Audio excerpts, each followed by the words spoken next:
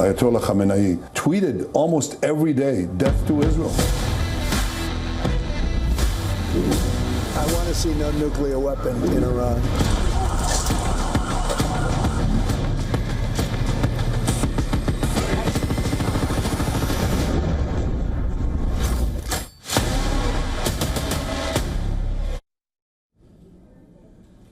Israel and Iran have entered day 5 of that escalating conflict. Both the sides have relentlessly attacked each other over the past 5 days, and just moments ago, 2 loud explosions were heard in the capital of Iran.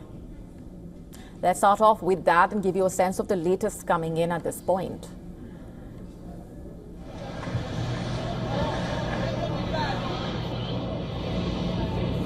These 2 explosions were heard in central and north Tehran as the Iranian capital came under fresh Israeli bombardment. No immediate word as of now on the cause or precise whereabouts of those twin blasts, which came after the Israeli military struck state television headquarters, causing significant damage and killing at least 3 people.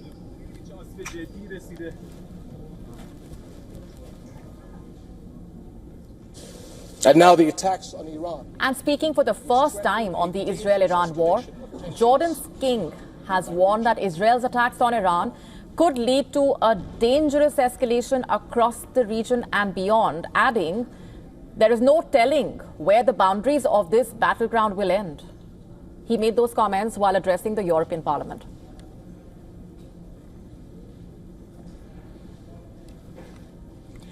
U.S. President Donald Trump, who left the G7 summit early for Washington, says he is looking for more than just a ceasefire between Israel and Iran. Donald Trump stressed he wants a real end to the war. He also indicated he may send the senior U.S. officials to meet with the Islamic Republic.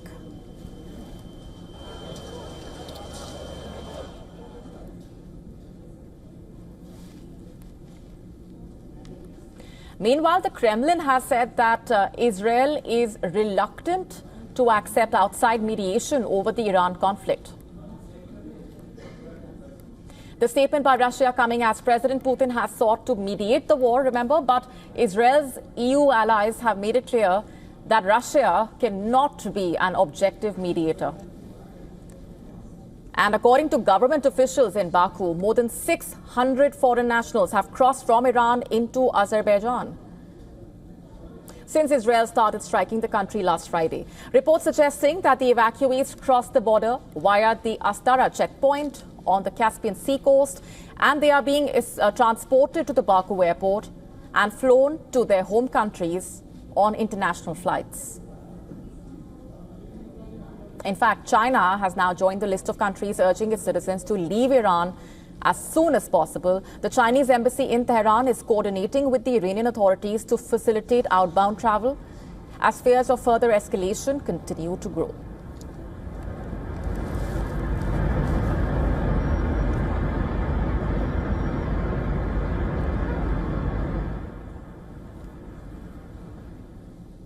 So with that, Israel and Iran have engaged in that tit-for-tat aerial assault for 5 days now. And with the situation only escalating, speculation also running high on what really will be the end game. The conflict has taken the front seat, in fact, the center stage. While there is a stalemate on diplomatic fronts, listen to what the experts we've been speaking to have been sharing with us. The arguments being made by Trump, it doesn't really have much credibility. He keeps saying Iran shouldn't have a nuclear weapon.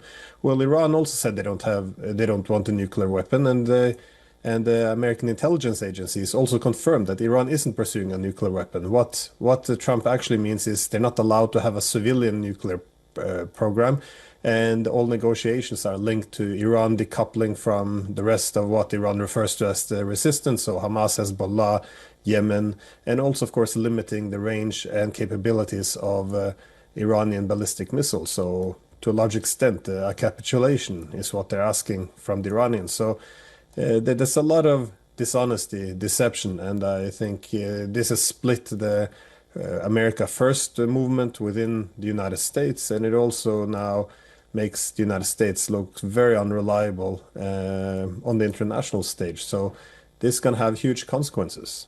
the Iranians have no ability to stop the hypersonic missiles, which Iran has also fired with great effect on Haifa and other both civilian and military objectives in Israel.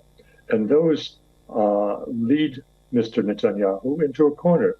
If he doesn't get the Americans to come on board and join him in fighting Israel directly and not indirectly, as they presently are, then he is going to lose this war.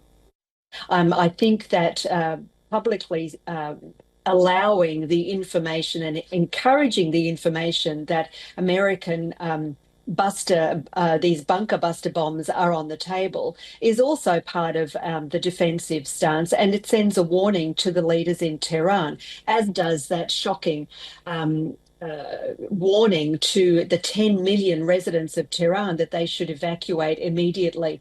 It's caused panic in Tehran, and where the hell are they supposed to go?